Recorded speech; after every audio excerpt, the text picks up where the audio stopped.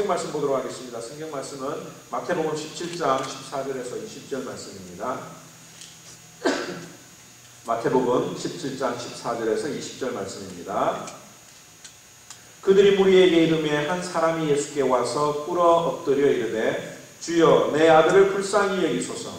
그가 간질로 심히 고생하여 자주 불에도 넘어지며 물에도 넘어지는지라. 내가 주의 제자들에게 데리고 왔으나 능히 고치지 못하더이다. 예수께서 대답하여 이르시되 믿음이 없고 패역한 세대여, 내가 얼마나 너희와 함께 있으며 얼마나 너희에게 참으리요. 그를 이리로 데려오라 하시니라.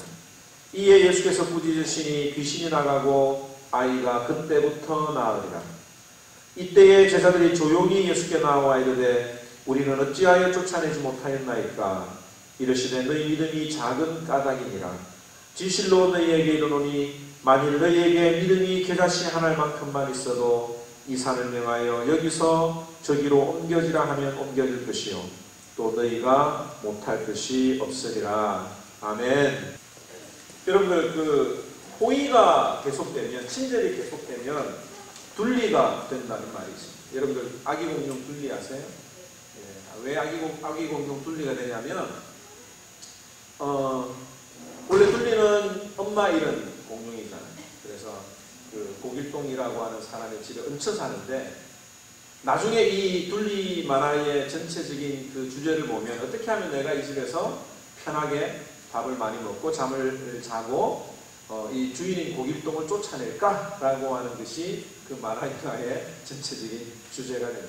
그러니까 처음에는 불쌍해서 거둬들였는데 시간이 지나니까 어느새 주인 행세를 하려고 하고 주인을 쫓아내려고 하는 그런 말이 있어서 호의가 계속되면 둘리가 된다라고 하는 그런 표현이 있습니다. 또 다른 말로 이야기하면 호의가 계속되면 권리인 줄 안다라고 하는 말이 있죠. 예를 들면 친구의 부탁으로 한두 번 이렇게 라이드를 해줬는데 이 친구가 이제는 시도 때도 없이 전화를 해가지고 라이드를 해달라고 하는 택시 기사도 이런 택시 기사가 없을 만큼 불러내는 그런 경우들이 있습니다. 또 어떤 경우에는 한밤에 급한 일이 있어서 전화가 와서 급한 일이 있나 보다라고 생각을 해보면 정말 어이없는 그런 부탁을 할 때도 있죠. 근데 이때 자신의 상황을 설명을 하고 이번에는 내가 이런 일이 있어서 못해주겠다라고 이야기를 하면 이 사람들의 반응이 그동안에 나를 이렇게 도와줘서 고맙습니다 라고 하는 그런 마음보다 내가 부탁한 이 시점에 그걸 안 도와줬다고 해서 어떻게 됩니까? 과거에 베풀었던 친절이나 과거에 그가 나눠주었던 사랑은 온데간데 없이 지금 내가 거절을 받았다라고 하는 그 자존심 때문에 화를 내고 욕을 하는 그런 일들이 비일비재하게 일어납니다. 아마 여러분들 가운데서도 이런 일들을 겪은 분들이 많을 거예요. 저희들도 그런 일들을 많이 겪었는데 처음에는 받은 은혜에 감사하게 생각을 하다가도 곧 잊어버리고 자기 중심적으로 생각하는 일들이 우리 주변에 얼마나 많이 있습니다. 이런 모습들을 신자들 가운데서도 많이 볼 수가 있죠. 교회 안에서도 많이 볼 수가 있습니다. 어렵고 힘들 때는 그렇게 기도하고 정말 겸손하게 하나님의 은혜를 구하다가 성공하고 나면 언제 그랬냐는 듯이 내가 잘나서 이렇게 된 것이다 라고 말을 하는 사람들이 많이 있죠.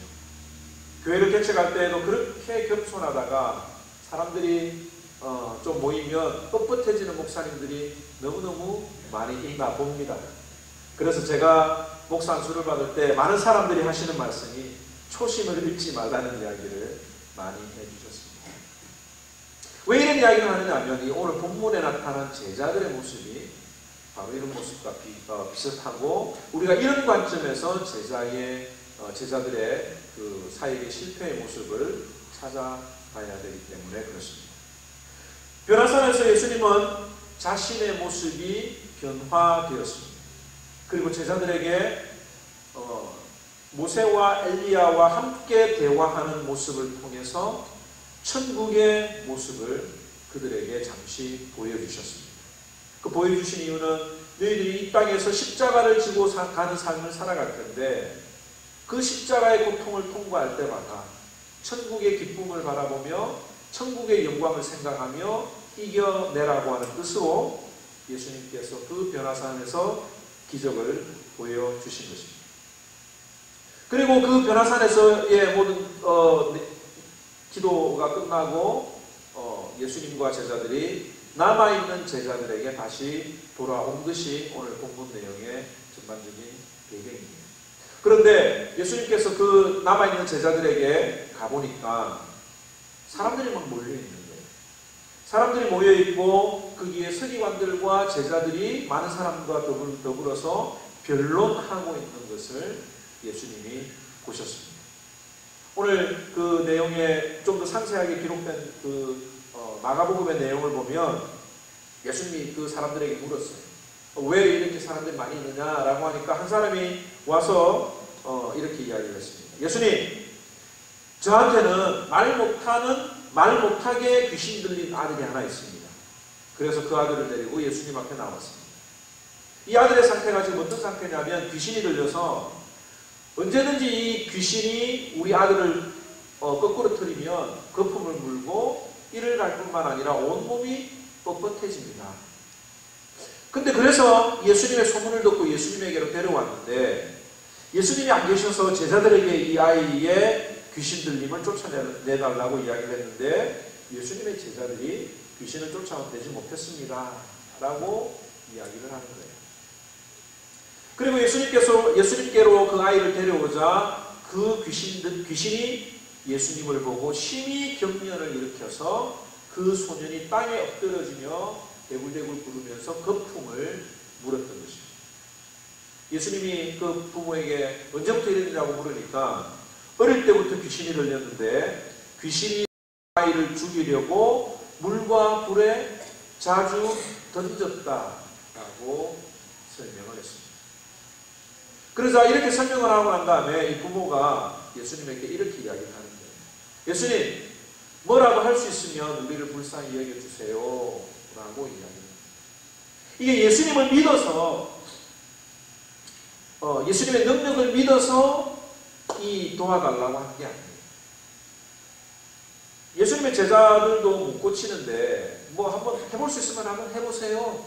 라고 하는 마음으로 예수님에게 물었습니다. 간절한 믿음이 아니죠. 어릴 때부터 너무나도 많은 고통을 겪어왔기 때문에 이 어려움이 한 번에 해결되리라고 생각을 못했을 것입니다. 그래서 예수님께서 그를 책망하셨죠. 할 수 있거든이 무슨 말이냐? 믿는 자에게는 능치 못할 일이 없다고 하시자 그제서야 이 아버지가 소리를 지르면서 내가 믿나이다. 나의 믿음 없는 것을 도와주소서라고 예수님에게 다시 요청을 했습니다. 사람들이 이 광경을 보고 막 예수님께 모여들었어요. 그리고 사람들이 사람들 주변으로 모이는 것을 보시고 귀신을 꾸짖어서 이르시되 말 못하고 못 듣는 귀신아 내가 내게 명하노니 그 아이에게서 나오고 다시는 들어가지 말라라고 하시니까 귀신이 소리를 지르고 아이가 심히 경련을 일으키며 그 몸에서 떠나갔다고 하는 사실입니다. 그리고 아이가 죽은 듯이 가만히 있는 거예요. 그때 예수님께서 그 아이를 일으키시니까 그 소년이 치료를 받았다라고 하는 것이 오늘 본문의 내용입니다. 제자들이 나중에 집으로 들어가서 예수님에게 물었어요. 예수님, 왜 우리는 귀신을 쫓아내지 못했습니까? 라고 묻자 예수님께서는 믿음이 작은 까닭인데 너희들에게 겨자씨만한 믿음만 있으면 이 산을 명하여 저쪽으로 옮기라 하여도 옮겨질 것이다 라고 이야기를 하고 있고 마가복음에는 기도 외에 다른 것으로는 이런 유가 나갈 수 없다라고 우리들에게 말씀해 주셨습니다. 오늘 우리는 이 본문을 통해서 몇 가지를 생각을 해봐야 되는데 만약에 이 가운데 이 경련이 일어나고 귀신 들린 자가 있다라고 하면 우리는 어떻게 해야 되는가? 이 귀신 들린 자를 쫓아낼 수 있는가? 저는 이 경기하는 모습을 서너 번 봤어요. 우리 어릴 때 동생도 이 열경기로 한번 경기를 했었고 고은이도 2번이나 이 경기가 와서 시저가 와가지고 정말 몸이 뻣뻣해지고 입에서 그 거품을 물고 또 이렇게 몸을 쉐이킹하죠. 이렇게 막 발발발 떠는 어떤 그런 장면을 제가 몇 번 본 적이 있습니다.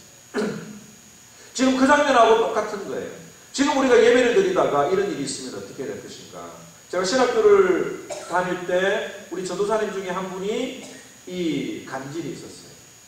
이 간질이 있어서 설교를 듣는 가운데 이런 어떤 증상을 일으킨 적이 있었습니다. 이 마태복음에는 이 병을 갖다가 간질 들린 자라고 이야기를 하고 있거든요.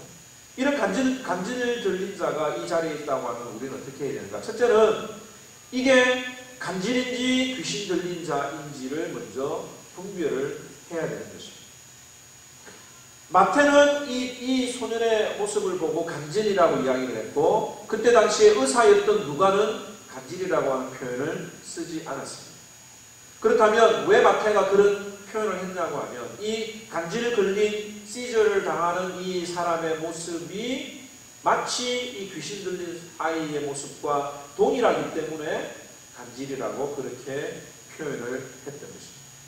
그때 당시에는 의학적으로 발달하지 않아서 동일한 현상으로 취급을 해서 많은 경우 오해를 불러일으키는 경우들이 있죠. 지금도 신문이나 또 뉴스를 보면 기도원에 보내서 귀신 들렸다고 그 기도원에 보냈는데 기도원에서 감금을 하고 기도하면서 오히려 그 생명을 죽이게 만드는 그런 일들이 비일비재하게 일어나고 있다라고 하는 사실. 그렇다면 우리는 이 일을 통해서 귀신 들린 것과 간질 들린 것, 정신질환자의 그 모습을 분별해야 될 필요가 있는 거예요. 자세하게 의학적으로 설명을 할 수 있지만 간단하게 설명을 하면 귀신 들린 사람은 초능력이 있어요. 예를 들어서 15kg를 들던 사람이 정신병에 의해서 30kg를 들 수는 있습니다. 그런데 그것은 인간이 할 수 있는 그 한계 범위 안에서 가능한 일이에요. 그런데 귀신 들린 사람은 쇠사슬을 끊는다든지 또 여러 명이 달라붙어도 감당해내지 못할 능력을 가지고 있다고 하는 것이 마가복음 5장과 사도행전 19장을 통해서 우리가 알 수 있습니다. 마가복음 그 5장에 보면 귀신 들린 자가 무덤을 돌아다니면서 못 돌아다니게 쇠고랑을 채웠는데도 불구하고 그것을 끊고 다닐 만한 힘이 있는 거예요. 또 그 땅에 쓰러진 아이를 잡아 눌렀을 때 어른 두세 명이 잡아 누르면 충분히 이겨낼 수 있는데 귀신 들린 사람의 그 힘은 여자라도 남자를 여러 명을 물리치고 도망갈 수 있는 그런 힘을 가지고 있는 것이 바로 귀신 들린 자들의 특징입니다. 또 하나는 뭐냐면 영적으로 사람을 잘 알아보는 거예요. 정신질환을 앓은 사람은 다른 사람의 과거를 말하거나 또 다른 사람의 과거나 미래에 대해서 그렇게 말해주지 않습니다. 그런데 귀신 들린 사람은 예수님과 사도 바울을 알아봤던 것처럼 자신의 의지와는 상관없이 그 사람의 과거에 대해서 말해주기도 하고 혹은 예언을 하기도 한다는 점이죠. 그 다음에 마지막으로 하나 더 생각할 건 뭐냐면 약물에 대한 반응이에요. 이 정신질환을 앓은 사람은 약물 치료를 하면 반응이 있습니다. 점점 나아지는 거예요. 그런데 귀신 들린 경우에는 약물 치료에 반응을 보이지 않는다라고 하는 점입니다. 그리고 정신질환은 대체적으로 1년 혹은 2년의 잠복기를 거쳐서 점진적으로 악화되는 특징이 있지만 이 귀신 들림은 갑작스럽게 나타나고 있다는 점입니다. 그러므로 교회가 이런 어떤 사람들을 봤을 때 쉽게 저 사람은 귀신 들렸다라고 판단을 해서도 안 되며 또 뇌에 이상이 있어서 일어난 질환들과 잘 구별해야 된다고 하는 점이죠. 여러분들 가운데 이렇게 병에 걸려도 귀신이 들렸다, 담배 피는 사람들도 귀신이 들렸다 이런 어떤 표현들을 하는데 제가 볼 때 그런 표현들은 좋은 표현들은 아닌 겁니다. 우리가 병적으로 그리고 영적으로 구별해서 판단해야 될 부분들이 분명히 있다고 한다는 사실입니다. 그렇다면 이 겨자씨만한 믿음이 없어서 제자들이 귀신을 쫓아내지 못한 거예요. 그렇다면 이 겨자씨만한 믿음이라고 하는 것이 무엇인가?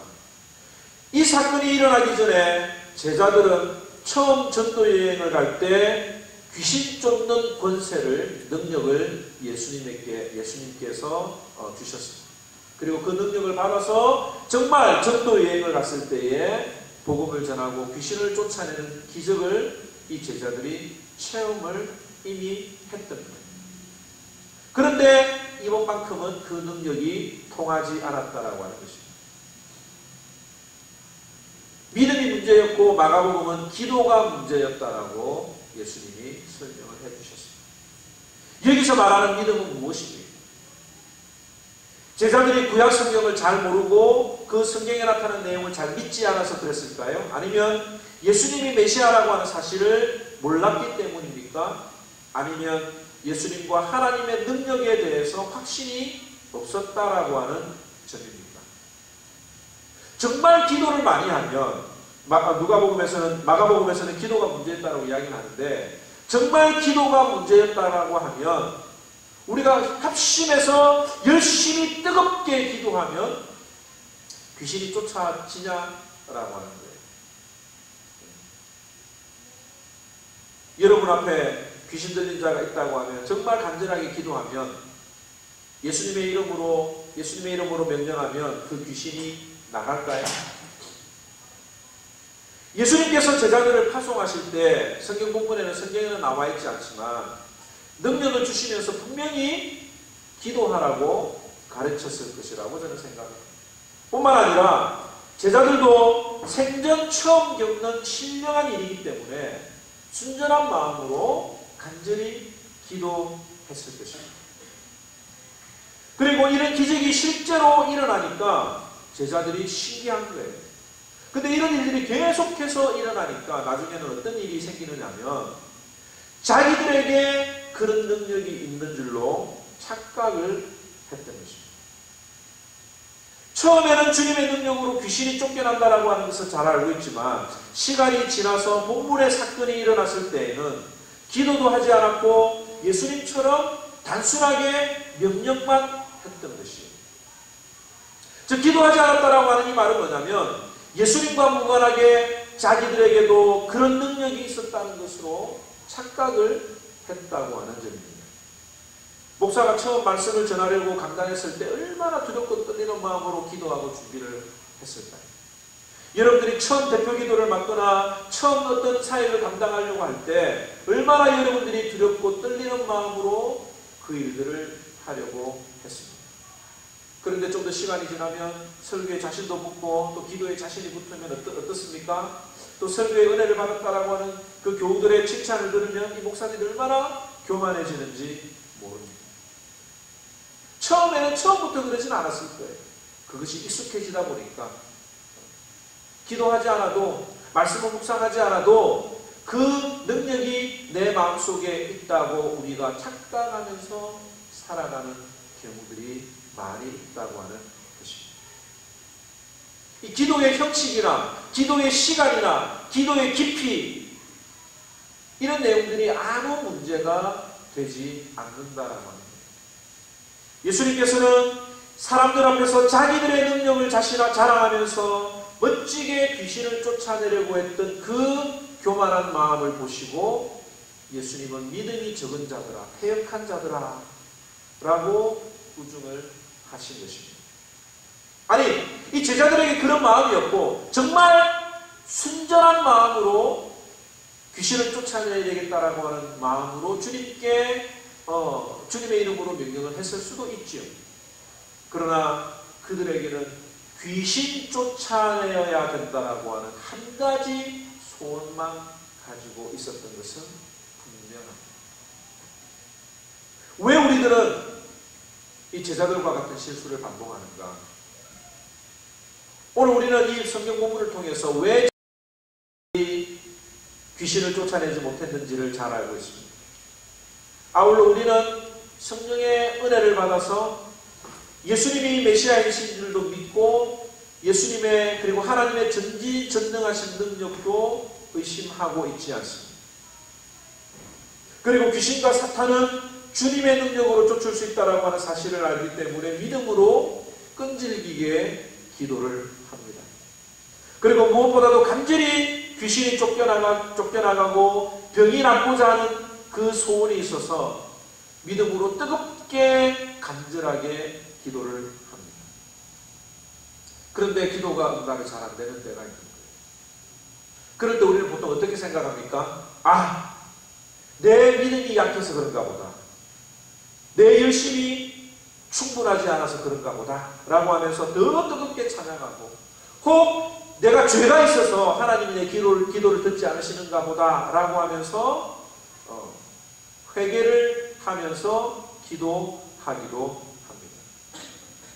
또 교회에 헌금도 많이 하고 교회에 봉사도 많이 하면서 정말 뜨겁게 기도를 해보지만 그래도 기도 응답을 받지 못하는 때가 있는 거예요.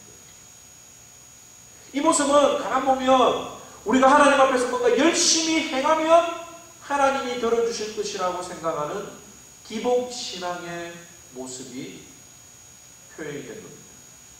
이러한 행위들은 종교적인 의무감이나 하나님의 은혜를 더 받겠다라고 하는 동기가 된다고 하면 하나님께서 그런 기도는 들어주시지 않는다라고 하는 거예요. 우리가 왜 회개해야 됩니까? 하나님의 기도 응답을 받기 위해서 우리가 회개를 하는 것이 아니라 내 자신이 주님 앞에 거룩해지고 하나님 앞에 순종하려고 하는 목적 때문에 우리가 회개를 하는 것이지, 기도 응답을 받기 위해서 내가 어떤 하나님의 능력을 발휘하기 위해서 회개하는 것이라고 한다고 하면 그것은 참된 회개가 아니라고 하는 것입니다. 마찬가지로 교회 헌신하고 봉사하고 정말 예수님을 뜨겁게 사랑하는 것이 그 교회 공동체를 통해서 하나님의 나라가 확장되겠다라고 하는 소원이 아니라고 하면 하나님께서는 그런 기도를 들어주시지 않는다라고 합니다. 그럼 우리가 어떤 기도를 해야 하나님과 들어주시는가? 하나님이 원하시는 그 겨자씨만한 믿음이라고 하는 것은 과연 무엇인가? 우리가 기도할 때에 누구의 이름으로 기도합니까? 예수님의 이름으로 기도를 하죠. 우리가 예수님의 이름으로 기도하는 이유는 요한복음 16장 23절에서 24절에 보면 그날에는 너희가 아무것도 내게 구하지 아니하리라. 진실로 진실로 내가 너희에게 이르노니 너희가 무엇이든지 내 이름으로 아버지께 구하면 그분께서 너희에게 주시리라. 지금까지는 너희가 내 이름으로 아무것도 구하지 아니하였으나 구하라. 그리하면 받으리니 너희 기쁨이 충만하리라고 이야기를 하고 있습니다. 근데 우리는 우리 주님의 이름으로 기도하잖아요. 그죠? 주님의 이름으로 기도하는데 왜 우리가 그러면 기도의 응답을 받지 못합니까? 우리가 예수님의 이름으로 기도하는 그 참된 의미를 알아야 되는 거예요. 예수님의 이름으로 기도하는 참된 의미는 예수님이 십자가에서 드러난 의와 공로 때문에 그 공로를 의지해서 우리가 기도를 하는 것입니다. 사도행전 4장 10절에 보면 미문에 앉아있던 그 아름다운 게이트라고 하는 그 문에 앉아있던 안전뱅이를 고칠 때 이 베드로가 하는 이야기예요. 너희 모두와 이스라엘 온 백성은 알라.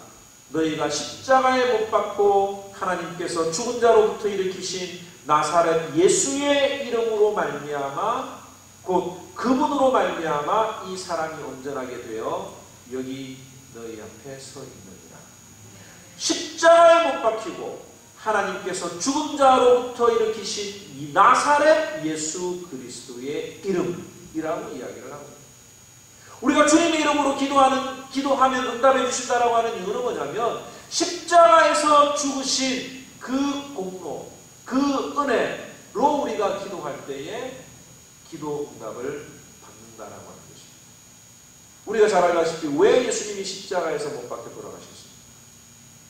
죄에 대해서는 정말 당신이 죽기까지 저주하신다라고 하는 거예요.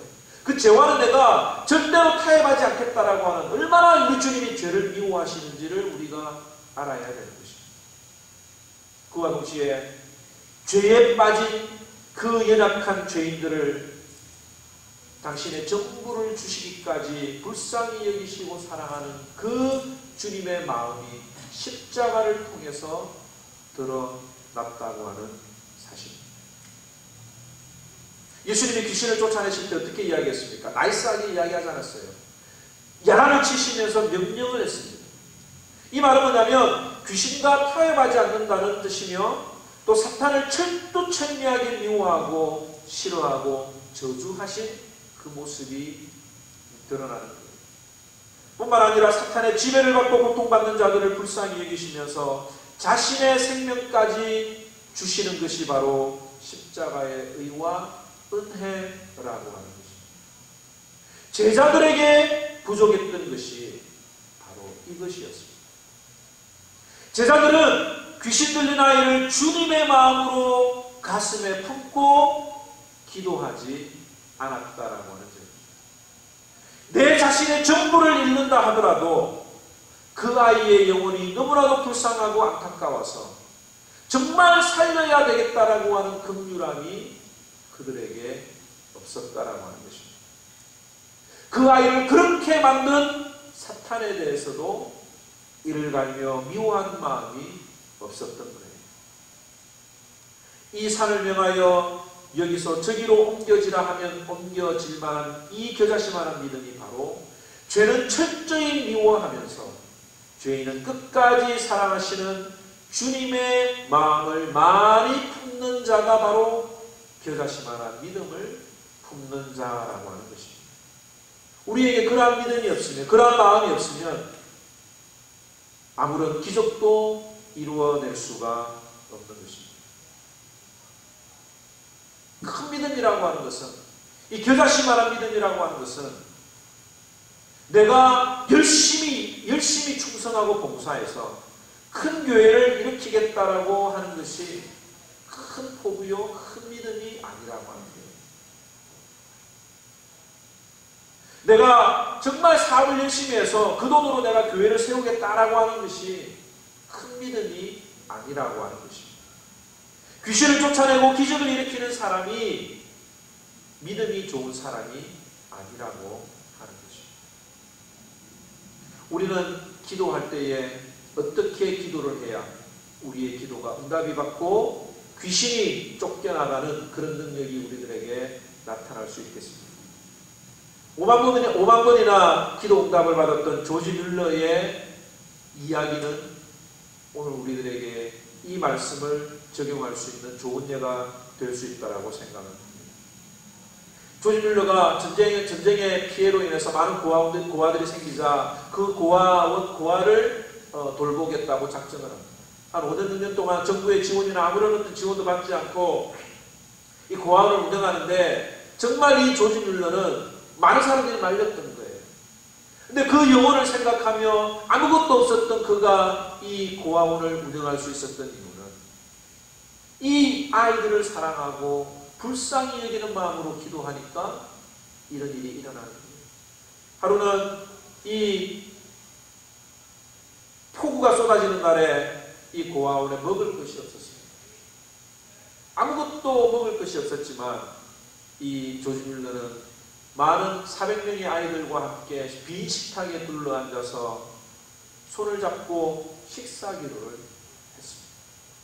그의 기도가 끝났을 때에 한 대의 마차가 고아원 문을 두드리는 거예요. 그 마차에는 막 구운 빵과 신선한 우유들로 가득 차 있었던 것입니다. 인근 공장에서 이 종업원들이 야유회를 가기 위해서 주문을 했지만 폭우가 내렸어요. 그러니까 폭우가 내려서 그 야유회가 취소가 되자 그 빵들이 고아원으로 보내졌던 것입니다. 왜 조지 뮬러는 5만 번이나 되는 기도의 응답을 받았을까요?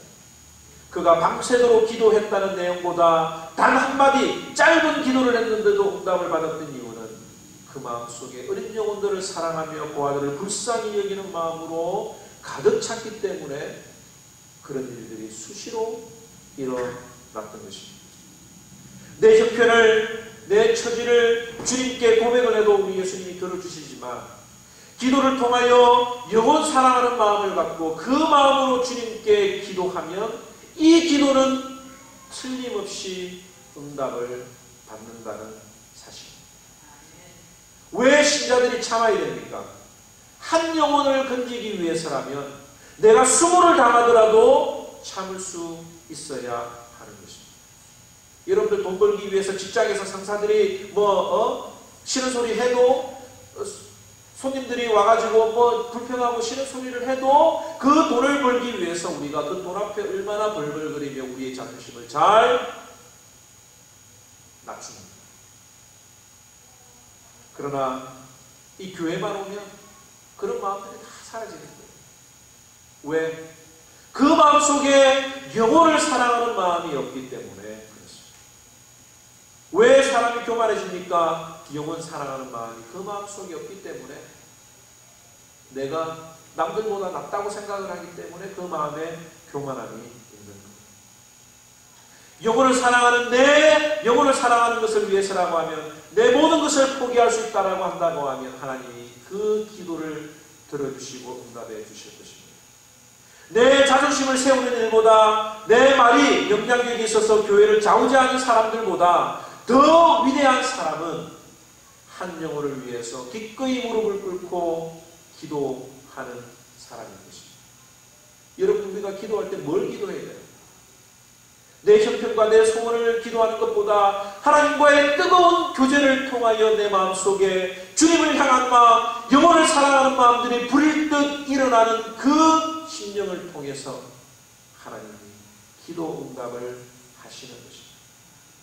우리 교회가 이런 교회가 되기를 바랍니다. 세상에서 침대를 받고 세상에서 좀 손가락질을 받는 사람들이라 하더라도 이 하모니 교회에 왔을만큼은 사랑을 받고 그 사랑을 마음껏 나눠줄 수 있는 우리 교우들이 되기를 주님의 이름으로 축원합니다. 하모니 교회에서는 저를 비롯한 누구든지 무엇을 결정하든지 간에 영혼 사랑하는 마음이 가장 우선시 되어야 할 것입니다.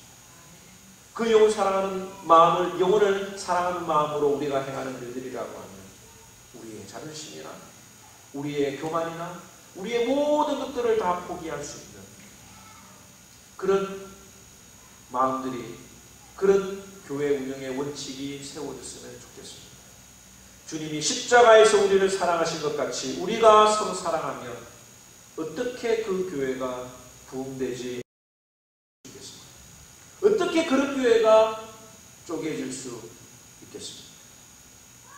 이런 겨자씨와 같은 마음, 영혼을 불쌍히 영혼을 사랑하는 마음이 오늘 우리들의 마음속에 넘쳐나서 그 마음들이 다른 사람들에게 전달이 되고 그들에게 전해질 때에 많은 사람들이 이 하모니 교회에 그리스도의 뜨거운 사랑에 감격을 하고 이 교회로 몰려오는, 또 그 사랑을 나눌 때에 많은 사람들이 예수 그리스도를 믿는 놀라운 축복이 일어나기를 주님의 이름으로 축원합니다.